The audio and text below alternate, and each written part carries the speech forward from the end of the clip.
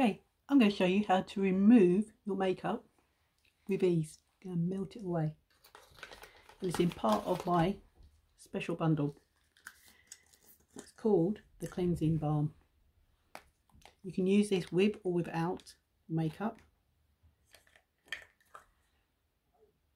got a lovely smell to it. So you only need a little bit. Rubbed on your hands.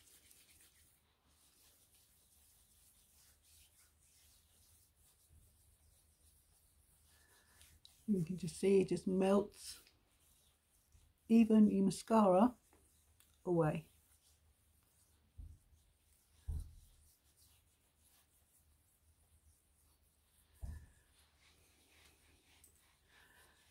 Now I would normally go and rinse this off with some water, but because we're doing it here, I'm just going to use one of our wipes.